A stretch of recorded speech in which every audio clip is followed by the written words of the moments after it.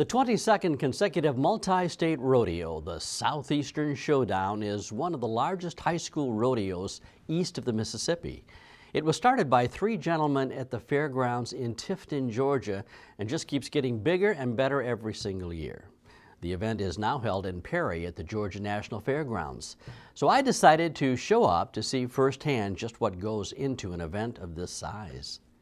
This weekend we'll have about 300 contestants from 11 states, and that transpires into about 1,100 entries.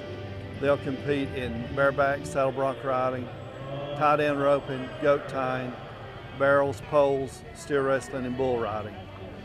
Rodeo is a sport that we all hold dear to our heart. There's no doubt about that. But the young people of America, I think it gets us back to the grassroots of our family.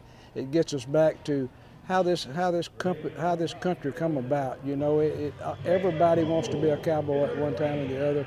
This is a golden opportunity for you to do that. Becoming a competitor and getting to this stage of rodeo takes a lot of time and effort.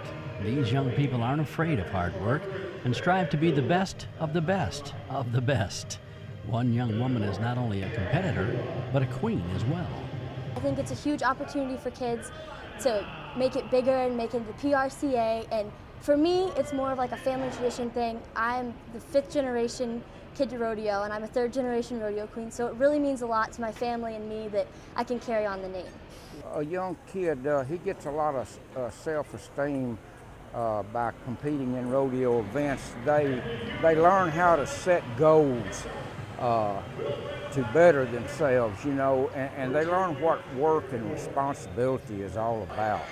I hope they get a good experience. I hope they learn a lot about themselves, learn a lot about the cowboy, and really get a hold of the Western tradition, and it's starting to pull away from it. You know, you're starting to get into more cities and everything's getting to football and other sports. I really hope that people really get into the whole Western tradition. To be competitive, they need to be at the barn, on that horse, or practicing every day. And that's one of the great things about rodeo. It teaches these kids responsibility, and they soon learn that if they don't practice, they don't take care of their livestock, they're not going to be competitive. You can't just come out here on the weekend and win unless you've done your homework.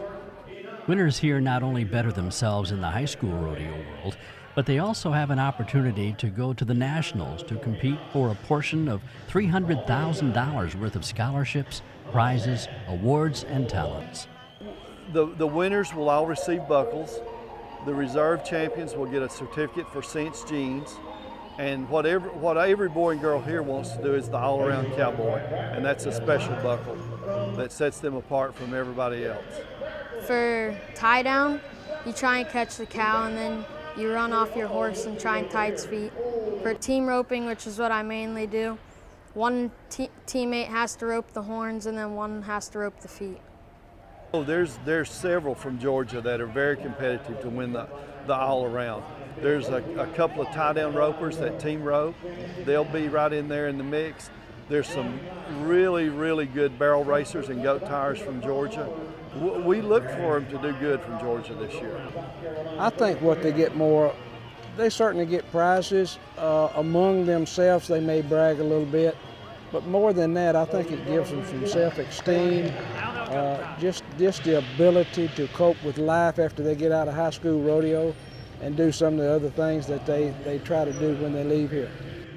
Now, if you have interest in finding out more about competing, go to either the National High School Rodeo or the Georgia High School Rodeo websites.